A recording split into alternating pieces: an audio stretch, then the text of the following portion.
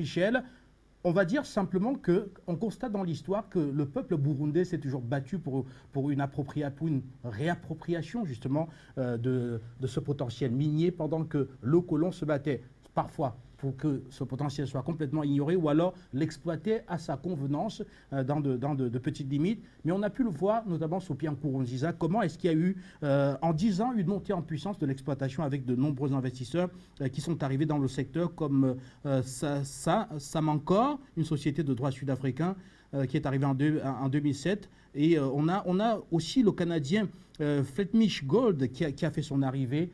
Et Luc, on a l'impression que finalement, c'est tout ça qui aura même été le déclenchement de la crise de 2015, et donc visant toujours à faire en sorte que ce pays ne profite jamais de ses ressources. Oui, bonsoir à Bikoro et à Janvier Momo.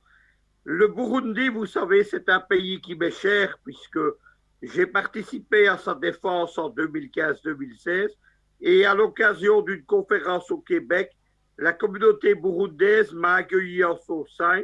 C'est aujourd'hui mon deuxième pays.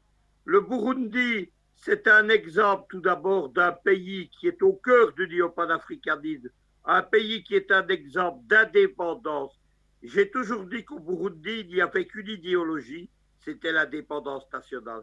Mais le Burundi, c'est également l'illustration de ce que sont les crimes du colon, le colonialisme allemand et le colonialisme belge qui ont des pays, et ce que sont les crimes du néocolon, puisque depuis l'indépendance en 1962, les Burundais, comme leurs frères rwandais, ils ont connu une succession ininterrompue de coups d'État et de génocide, ce génocide reposant sur les crimes importés par les Occidentaux, les Belges, les Allemands et aussi l'Église catholique. Au moment donné où les crimes de l'Église catholique apparaissent à nouveau au Canada sur le massacre des communautés du peuple indien, il faut rappeler que ce qu'on dénonce aujourd'hui, avec juste raison au Canada, on l'a pratiqué, on l'a fait subir aux Burundais pendant des décennies, et il y a eu des morts considérables. Bien entendu, c'est la possession des richesses et du sous-sol qui explique tous ces phénomènes qu'on appelle le soi-disant printemps arabe ou le soi-disant printemps africain. Lorsque les Américains, avec derrière eux leurs multinationales, décident de recoloniser l'Afrique, en 2014, quand ils lancent le printemps africain à Washington en août 2014, une des cibles prioritaires, c'est la RDC et le Burundi.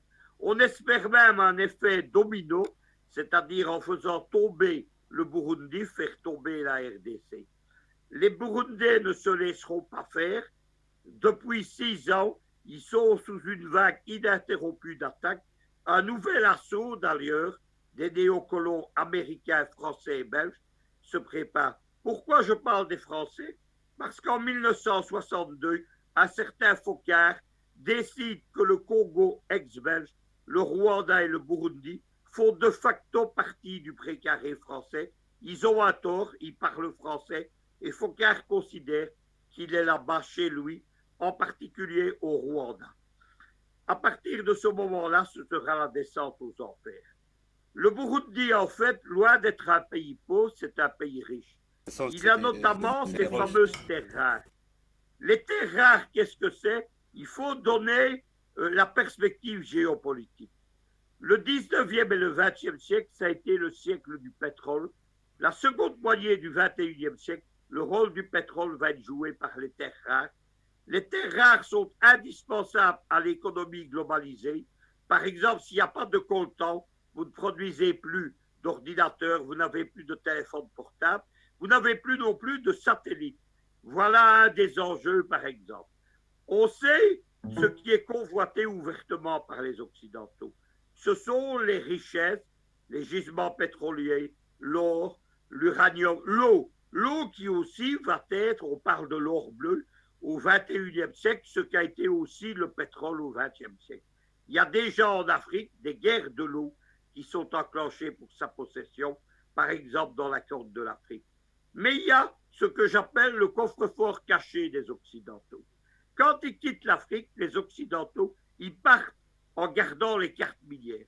Ils ont prospecté depuis leur arrivée à la fin du 19e siècle, ils ont établi des cartes minières détaillées et ils cachent aux pays africains ces ressources. Pourquoi?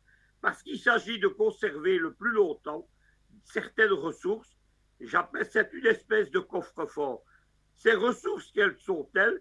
C'est principalement aujourd'hui justement ces terres rares, mais aussi le pétrole dans certains pays, mais aussi le gaz. Il y a l'exemple de la Guinée équatoriale. La Guinée équatoriale, on a dit aussi que c'était, comme le Burundi, un des pays les plus pauvres de l'Afrique. Lorsque les Espagnols s'en vont, ils instaurent une dictature néocoloniale avec un dictateur fou. L'économie du pays elle est basée sur le cacao. Lorsque le président Obiang Bassongo, dans les années 90, dit « Mais ce n'est pas possible, tout le golfe de Guinée est riche en pétrole et en gaz, pourquoi aurions-nous été privés de cela ?» Les Français, les Espagnols, les Américains lui disent « Mais chez vous, il n'y en a pas. » Et Obiang Bassongo, il va s'adresser à des firmes privées, des outsiders. Et ces outsiders vont découvrir qu'en fait, la Guinée équatoriale, c'est un Eldorado pétro-gazier. C'est la même chose au Burundi. On a dit au Burundi, vous êtes pauvre alors que vous ne le voulez pas. Il n'y a pas que les terres rares. Il y a le lac Tanganyika.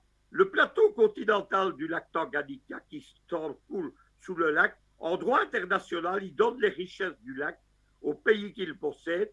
Le lac Tanganyika n'appartient pas à tous ses riverains, mais presque exclusivement au Burundi. En dessous du lac Tanganyika, on a découvert, pas les Occidentaux, mais les Chinois, on a découvert du gaz. C'est une des proies que convoitent, avec certains pays voisins également complices des Occidentaux, que convoitent les Occidentaux. Qu'est-ce que c'est le gaz? Le gaz, vous savez que l'économie globalisée, elle prépare l'après, ce qu'ils appellent les énergies fossiles, c'est-à-dire le charbon, le pétrole maintenant et demain le gaz. La dernière énergie fossile qui va être exploitée, c'est le gaz. Le gaz, progressivement, il fait fonctionner les centrales nucléaires aux États-Unis et en Europe.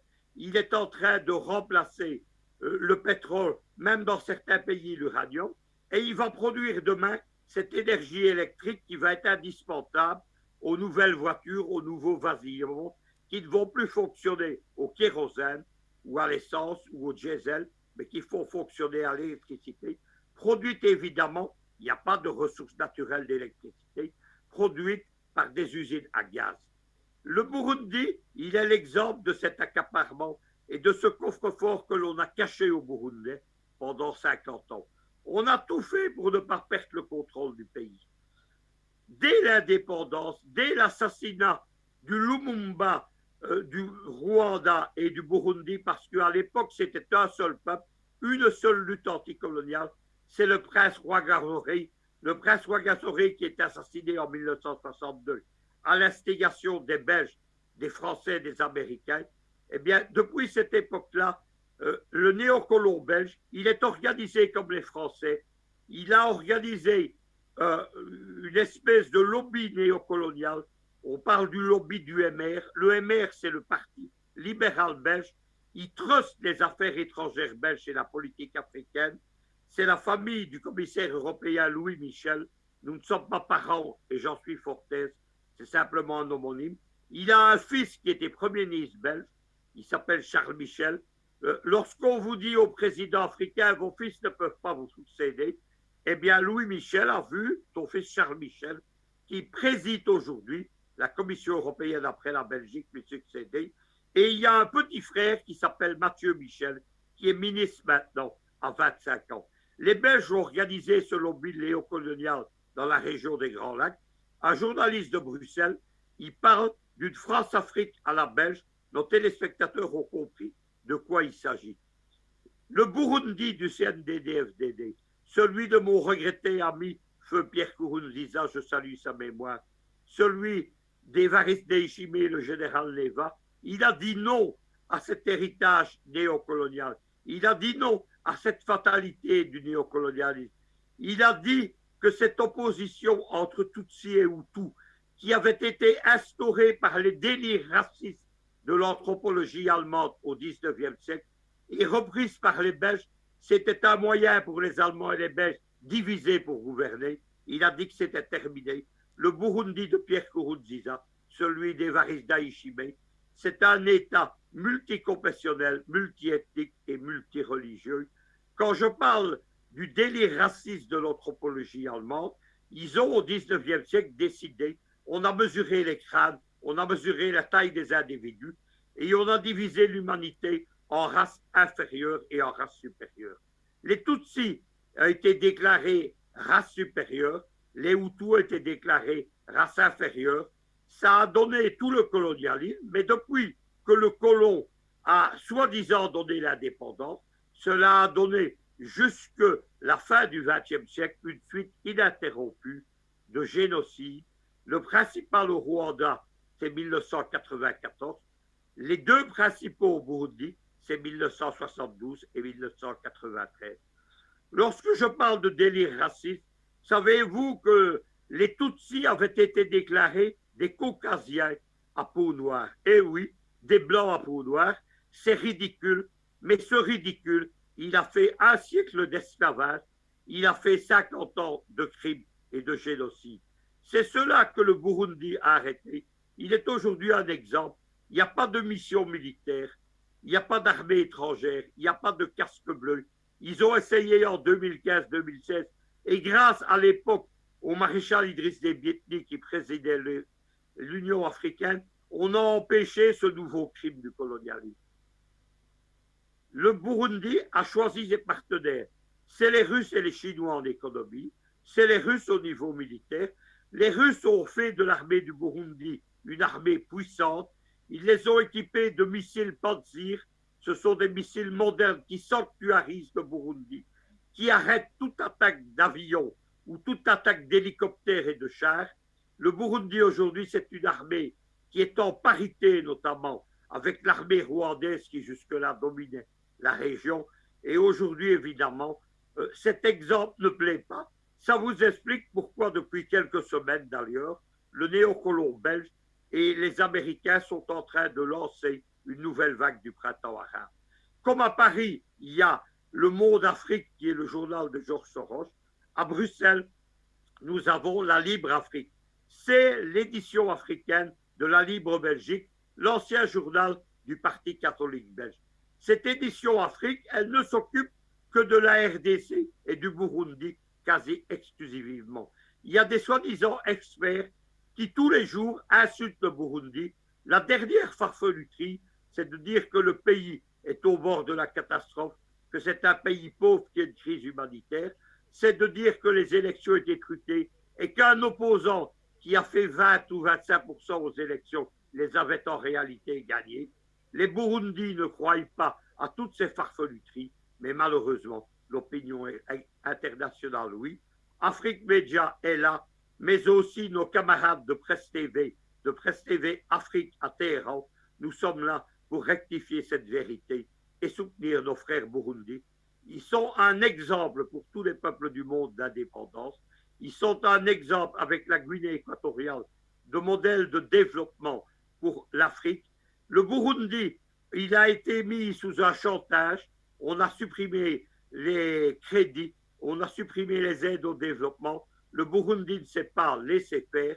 Le pays, Momo et Janvier pourront en témoigner, et mes reportages, lorsqu'en 2015-2016, j'ai visité le pays est couvert de routes magnifiques, d'infrastructures, d'universités, de stades, d'administration. Tout cela est construit à bras d'hommes. C'est ce qu'on appelle les travaux communautaires. Ils sont tous les samedis, les Burundais développent leur pays. Les présidents Nkurunziza ou Ndayishimiye, ils y participent tous les samedis. Lorsque j'ai visité le Burundi en 2016, j'ai été invité par Pierre Nkurunziza à participer à ces travaux. Pendant une journée, j'ai laissé le micro et le stylo et j'ai construit ce magnifique stade qu'on a montré sur Afrique Média il y a quelques jours. Ça a été une des journées les plus exaltantes de ma vie. Je souligne, je salue, je défends le peuple frère du Burundi.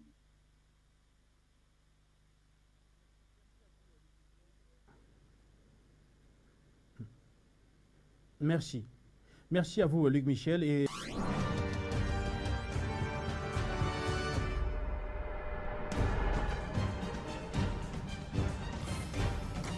Afrique Média. Le monde, c'est nous.